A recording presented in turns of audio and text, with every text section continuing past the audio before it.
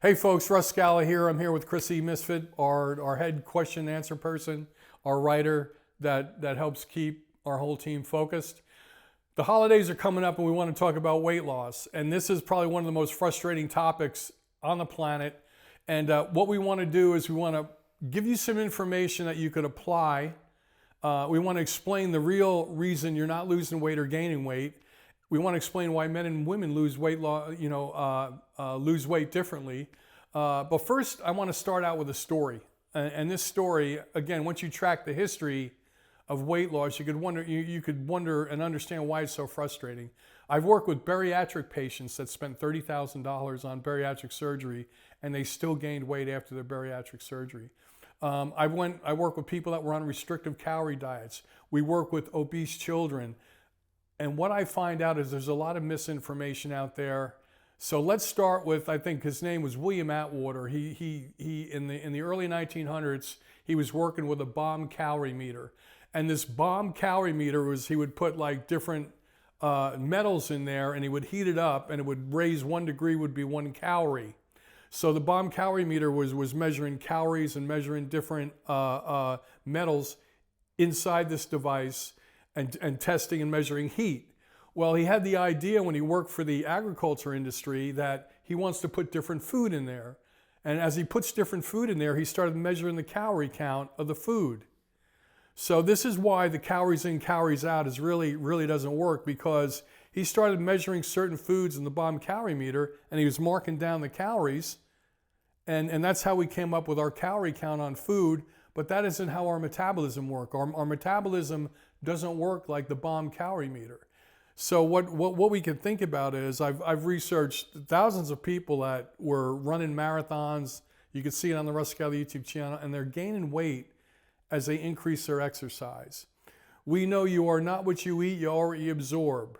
Okay, we know that fat distribution is genetically determined, hormonally regulated. So the bomb calorie meter that started out as a good idea isn't really how our body works. And if you think about this, if you had 3 plates of food and you had 300 calories of steak, 300 calories of broccoli, and 300 calories of mashed potatoes, according to Weight Watchers, that's 300 calories. You could plug it into your program and monitor it. That's not how your body works. Depending on your age and your hormonal levels, the steak, the broccoli, and the mashed potatoes will all be monitored differently.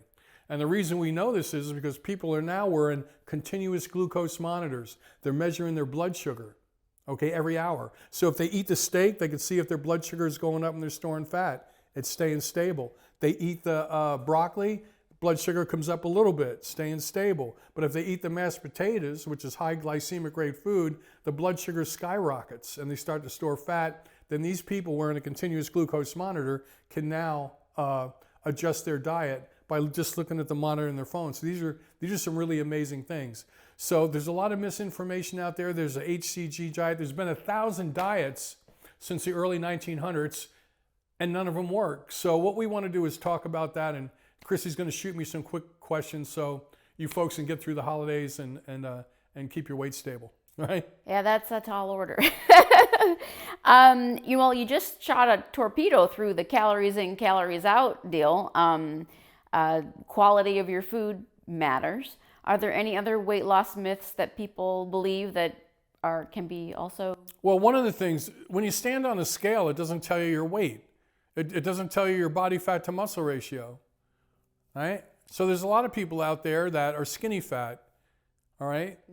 Meaning they're very thin, but they're metabolically obese because they have no muscle, and because they've been not eating the right food or eating a lot of processed foods, they mine the muscle, they lose muscle mass.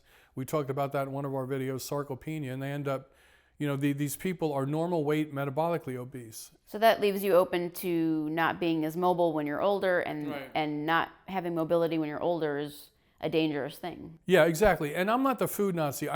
Me being a paramedic, taking people into nursing homes, I just want people to do smart things through the day. I want this to be simple, like brushing their teeth. I want you to go to the doctor and ask for the right blood work, because traditional medicine has no weight loss program. They use sweeping generalizations. They think, you want to lose weight, just quit eating. It's not about eating enough. like I said, fat distribution is genetically determined, hormonally regulated. A lot of men and women that can't lose weight have high estrogen levels. They're estrogen dominant. What does the estrogen do to their ability to lose fat? Well, estrogen actually comes from fat cells. So if you have too much fat, your estrogen goes up, and then what that is slows down your thyroid. So now the normal food you were eating, all of a sudden, it gets really hard to. It gets stored as body fat fast. So women generally have more body fat, and they generally have more issues with thyroids. Right, exactly. That's a good point. Fat distribution is genetically determined, hormonally regulated. Women carry fat in different areas because they got to give birth, to a child, and just cutting out calories isn't going to work. I recommend if anybody wants to lose weight, get all your hormone levels checked. Testosterone, estrogen, thyroid T3 and T4. Look at your intestinal tract. We test the microbiome. So call us and we'll show you what lab work that you can order to start out, get a baseline, on your hormonal levels. Give us a food log for 3 days. Show us what you've been eating for 3 days, and let's see if you're, Dr. Bernstein was a famous doctor that did studies on diabetics, and he said in some people that were carbohydrate sensitive, certain people could eat a half a slice of bread and elevate their blood sugar and their insulin fat storing hormone for 6 hours from a half a slice of bread. So are you one of those people? Well, we don't know, and these are some of the things we want to help you uncover, when you're trying to maintain your weight. So where does exercise fit into all this? Why don't, if you just exercise, you hear all the time, exercise all the time and I can't lose weight. Why is that phenomenon? Oh, you remember The Biggest Loser on TV? All those people gain the weight back because it's not about exercise. I have marathon runners and triathletes.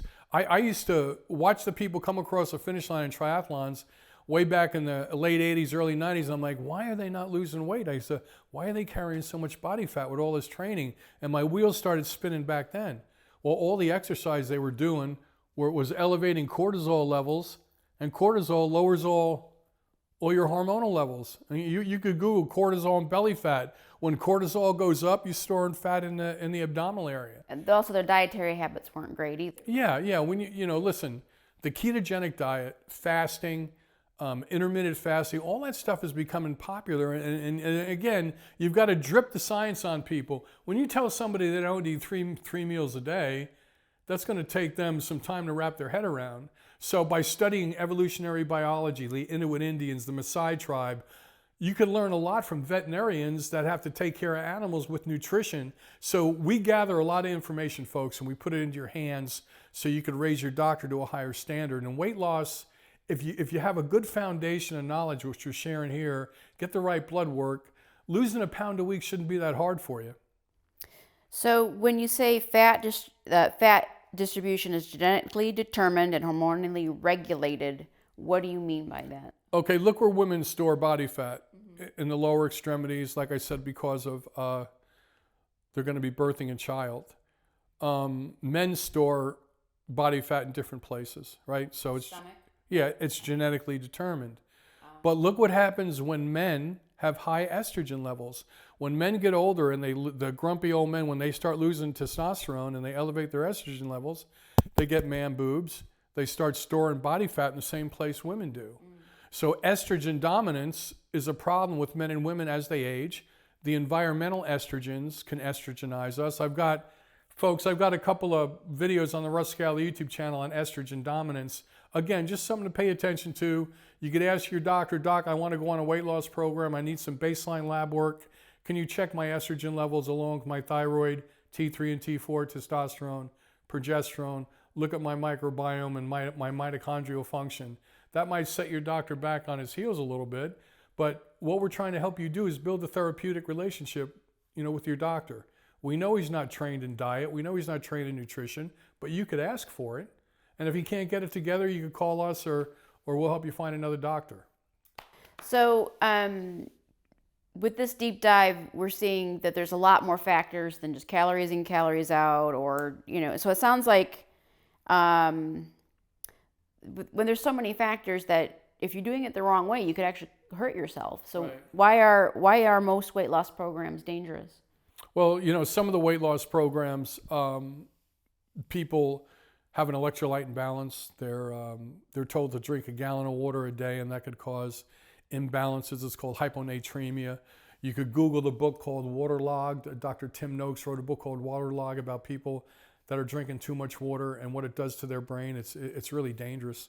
So restricting calories, starvation diets, you got to understand, folks, this is like building a house. We want to start out with a foundation. There is no quick fix to weight loss, all right? There is no quick fix. You want to do it a smart way and then lose just about maybe a pound a week, pound to 2 pounds a week. You don't want to be drastic. I meet people all the time that say, I need to lose 10 pounds in 4 months because I got a wedding.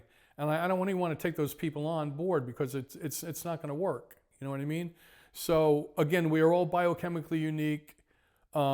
We have really easy ways for people to lose weight, but you got to do your homework. You got to do the right lab work, and we got to drill it down for you. Some women may have high estrogen. Some men may have low thyroid. Okay, we're all biochemically unique when it comes to weight loss. We all have different shoe sizes, right? We all want to drill down on a different program that'll help us drop some body fat as we age. So basically, the Scala Precision Health protocol is checking microbiome, checking hormone levels, checking nutrient levels. Anything else? Everything right here. We want to look at hormones. We want to look at brain chemistry. A lot of people are addicted to carbohydrates. So again, I'm not the food Nazi. I know if people are addicted to carbs. I don't, we kind of go slower with the diet and we try to help them with certain supplementation. Now, I opened 2 addiction centers. I work with alcoholics and opiate addicts. I work with people that are on antidepressants, which are addictive, which is now coming full circle. A lot of these people, these addicts that I work with, they were coming off their program. What did they do? They went right towards the carbohydrates and the sugar to maintain their brain chemistry. So it's a process. We got to drill down on it. And just, folks, there's no quick fix. This is like going back to school on your own physiology. Well, that's why it's so hard to lose weight, because it's tied to your brain chemistry. Right. Exactly.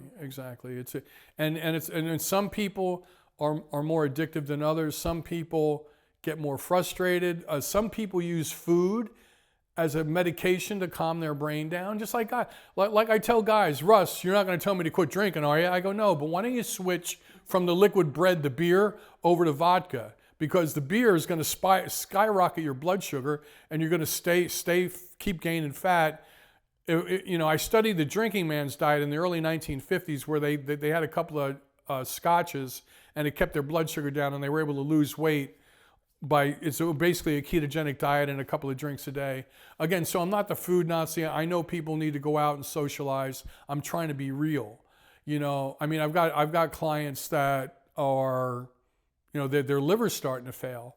So put a shield up for so long, you got to make a choice on what you want to do.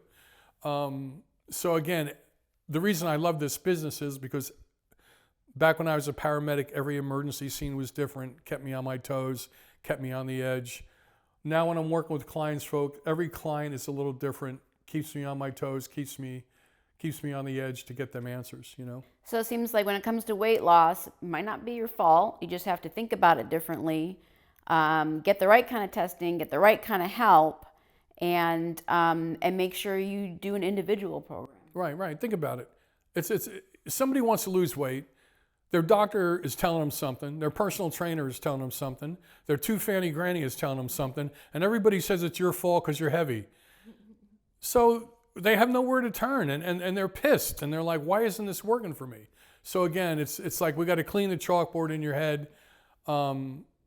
This is why we want to drip the science, folks, slowly, so you can start making changes. And again, we don't want to go too crazy with this. We want to just look at a long-term program that you could plug into your lifestyle. That's it. There's no quick fixes. Anything we haven't covered? No, we did good. I like that. Another one, boom, out of the way. Thanks, folks. Share these videos. We want to make sure people are educated with your friends and family. You don't need to read The Tipping Point to see every person's got about 120 connections. So share this video, get this into people's hands, and we'll be back with more content for you. Thank you. The time is now for you to take control of your health. Everybody and every body has a story. Let us find out yours today.